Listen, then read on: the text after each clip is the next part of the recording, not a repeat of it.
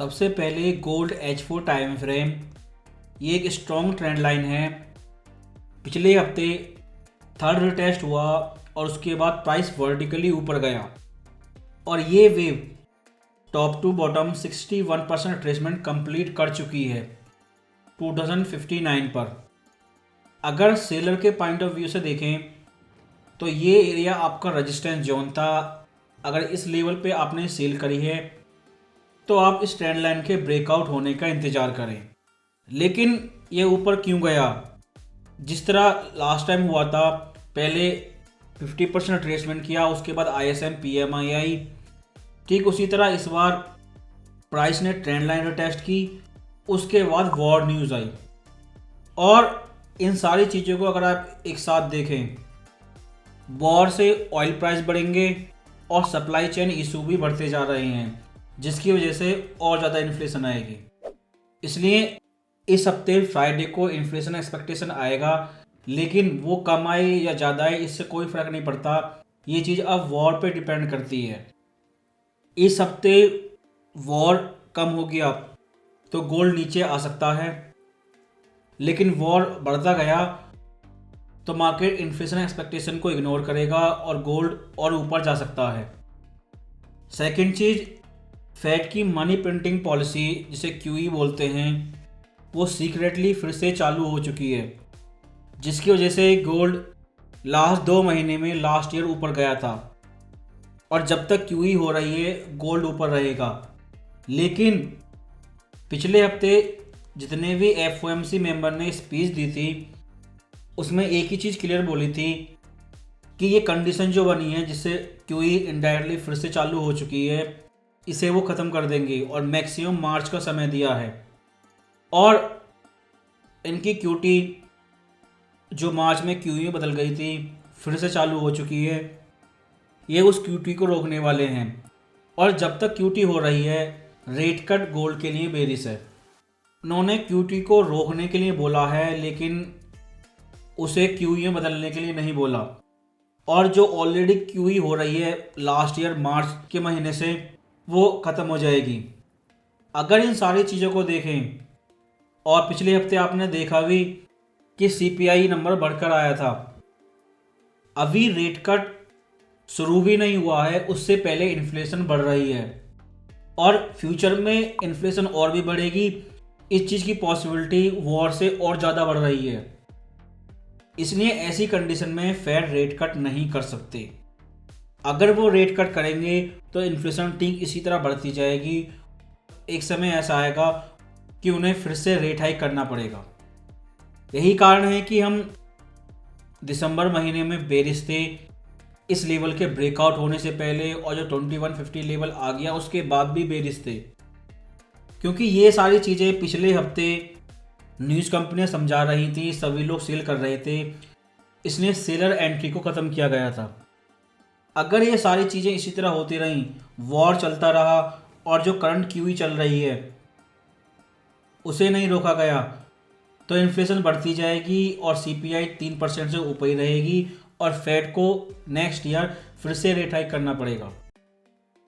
इसलिए केवल war news को छोड़कर बाकी सारी FOMC से संबंधित न्यूज़ गोल्ड के लिए बेरिश है। अगर आपको लगता है वॉर बढ़ता जाएगा और फेड ये गलती करेंगे कि रेट कट करेंगे इन्फ्लेशन और ज़्यादा बढ़ाने के लिए, तो आप रिट्रेसमेंट पे बाय कर सकते हैं। लेकिन ये याद रखें, पिछले हफ्ते का लो 2013 और ये ट्रेंड लाइन आपका सपोर्ट लेवल है। अगर ये ट्रेंड लाइन ब्रेकआउट हो जाएगी तो गोल्ड इंस्टेंटली बेरिश हो जाएगा। इसलिए H4 टाइम फ्रेम पर ये आपका रेजिस्टेंस है, लेकिन मेन रेजिस्टेंस आपका 2040 लेवल है। अगर प्राइस इस 40 लेवल को ब्रेकआउट कर देता है तो instantly technically gold price bearish होगा। लेकिन इससे ऊपर कितना जाएगा और कितने समय तक 2040 लेवल से ऊपर रहेगा, ये इस हफ्ते की FOMC मेंबर की स्पीच पर डिपेंड करता है। मंडे को US हॉलीडे है, इसलिए कोई FOMC मेंबर स्पीच भी नहीं होगी, ना ही कोई USD न्यूज़ होगी। लेकिन शनिवार में ताइवान इलेक्शन है, उसका इफेक्ट आपको मंडे को देखने को मिलेगा। मंडे को कंप्लीट प्राइस एक्शन और जिस वजह से गोल्ड फ्राइडे को ऊपर गया था, ये ताइवान इलेक्शन रिजल्ट और ये वॉर जो हो रहा है इस चीज़ पर डिपेंड करता है। लेकिन ट्यूसडे को फेड वॉलर की स्पीच है, क्योंकि सेकेंड इन्फ्लेशन वेव का रिस्क अब बढ़ चुका है सीपीआई ज़्यादा आने की वजह से। इसलिए अगर फेड वॉलर ने हॉकी स्पीच दी तो गोल्ड नीचे आएगा और ये ट्रेंड लाइन ब्रेकआउट हो सकती है। इसके अलावा इस हफ्ते डावोस स्पीच है, इलेक्शन ईयर है और इलेक्शन से रिलेटेड कोई भी पॉलिटिकल कमेंट आती है तो उसका इफेक्ट गोल्ड पर पड़ेगा। लेकिन इस हफ्ते न्यूज़ बहुत छोटी हैं। गोल्ड एक्शन पूरी तरह स्पीच पर डिपेंड करता है, वो एफओएमसी मेंबर की हो या पॉलिटिशियन की हो। स्कैल्पर के लिए अगर आप M30 चार्ट को देखें तो प्राइस ने इस लास्ट वेव का 50% रिट्रेसमेंट किया और ये लेवल 3 बार टेस्ट किया, तब नया लो बनाया। लेकिन जब ये नया लो बना था उस समय ये सारी इन्फॉर्मेशन न्यूज़ में अवेलेबल थी कि गोल्ड नीचे क्यों जा रहा है और वॉर की नई न्यूज़ आई थी। लेकिन ये ट्रेंड लाइन ब्रेकआउट भी हुई और उसके बाद रिटेस्ट भी हो चुका है और ये आपका स्टैटिक हॉरिजॉन्टल सपोर्ट लेवल 2040, इस लेवल के नीचे गोल्ड बेरिश और इस लेवल के ऊपर बुलिश। लेकिन कंफर्म होने के लिए आपको एफओएमसी मेंबर की स्पीच का इंतजार करना होगा और ये फेड ब्रेकआउट पीरियड से पहले लास्ट वीक है, इसलिए आपको मोस्ट इंपॉर्टेंट स्पीच देखने को मिलेंगे। और जब गोल्ड ने ये हाई बनाया था, टेलीग्राम में ये चीज़ अपडेट की थी कि गोल्ड प्राइस बहुत ज़्यादा ओवरबाउट है, आरएसआई ओवरबाउट कंडीशन में थी और ब्रेकआउट के बाद इंस्टेंटली ट्रेंड लाइन को रिटेस्ट भी किया। अगर डेली चार्ट को देखें तो आपके पास एक स्ट्रॉन्ग ट्रेंड लाइन है, 3 बार रिटेस्ट हो चुकी है और इस ट्रेंड लाइन के ऊपर गोल्ड बुलिश है। लेकिन एफओएमसी मेंबर करंट कंडीशन में रेट कट नहीं कर सकते। अगर करते हैं तो जितना भी रेट कट इस समय होगा उसका डबल रेट हाइक आने वाले समय में होगा, जिसकी वजह से गोल्ड बेरिश था और हम दिसंबर एफओएमसी मीटिंग से अब तक गोल्ड पे बेरिश थे।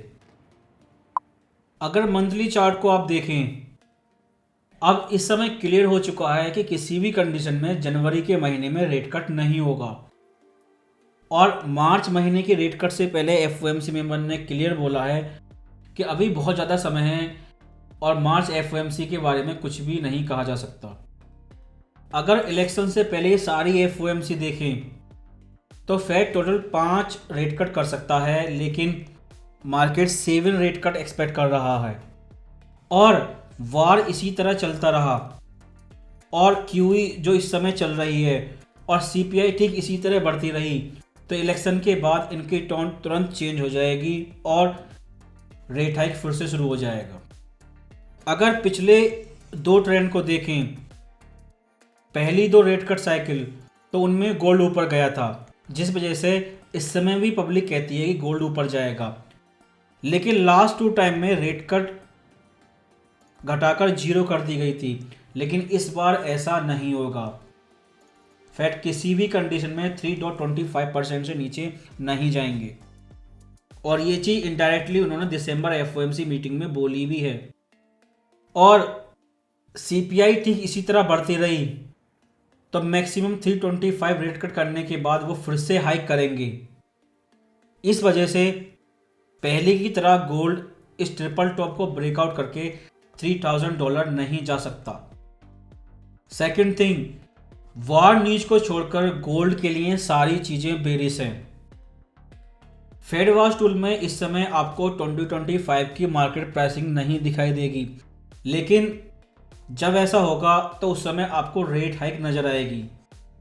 लेकिन अगर आपको लगता है फेड फिर से रेट कट 0% तक करेंगे और वॉर इसी तरह चलता रहेगा तो गोल्ड बाय कर सकते हैं। लेकिन स्कैल्पर के लिए M30 चार्ट पर अगर एफओएमसी मेंबर इसी चीज़ को रिपीट करते रहे और लास्ट में फेड चेयर पावेल ने भी ये चीज़ बोल दी तो गोल्ड इस 2040 लेवल के ऊपर ज़्यादा समय तक नहीं रहेगा और इस लेवल के ब्रेकआउट होने पे gold instantly multiple time frame पर बेरिश है।